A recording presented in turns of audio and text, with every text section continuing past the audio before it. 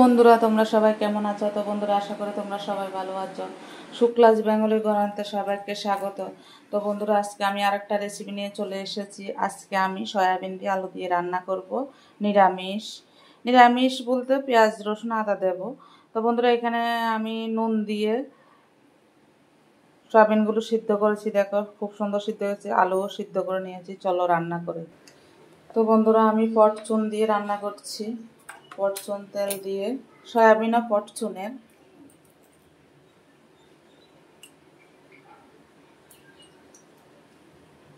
সর্ষের তেল দিয়ে দিলাম, অনেকটা সর্ষের তেল লাগে সয়াবিনে।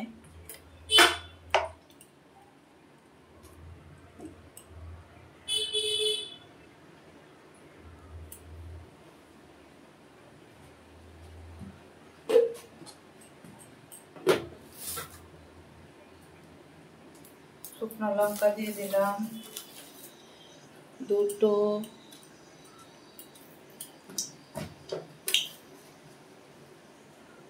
পাঁচফোড়ন দিয়ে দিলাম,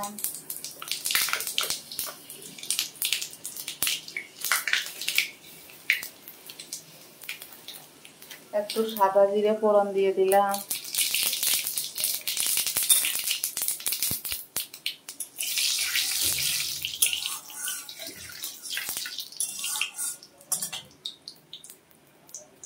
এখন সয়াবিন গুলো দিয়ে দেব।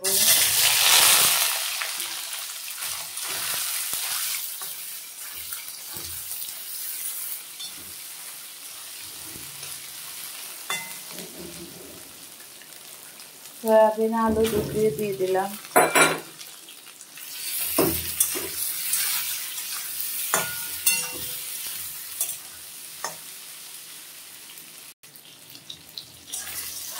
তো বন্ধুরা দেখতে পাচ্ছ সয়াবিন গুলো ভাজা ভাজা হয়ে গেছে।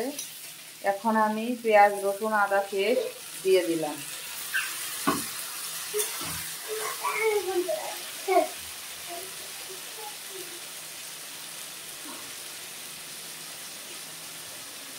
কাশ্মীরের লঙ্কার গুঁড়ো একটু দিয়ে দেবো।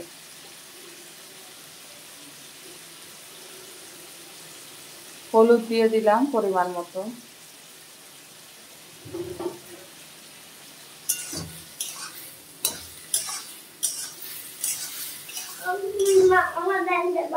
তো বন্ধুরা আবার নুন দিয়ে দিলাম। আমি সিদ্ধ করার সময় নুনটা দিয়েছি, তাও আবার দিয়ে দিলাম। তো বন্ধুরা হাফ চা চামচ বাড়িতে তৈরি করা জিরের গুঁড়ো আমি দিয়ে দিলাম।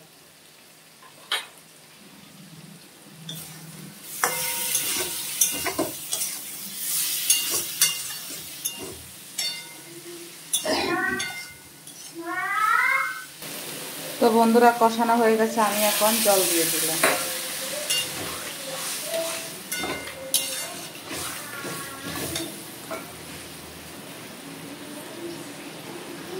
আর একটু জল দিয়ে দিলাম।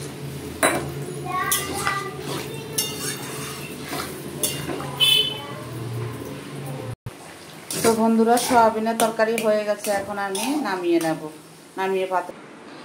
তো বন্ধুরা ফাইনালি সয়াবিনের তরকারি হয়ে গেছে, দেখো খুব সুন্দরভাবে হয়ে গেছে। ভালো লাগলে like share comment subscribe notification করে দেবে। টাটা বাই বাই, দেখা হবে নেক্সট ভিডিওতে। টাটা, সবাই সুস্থ থেকো, ভালো থেকো।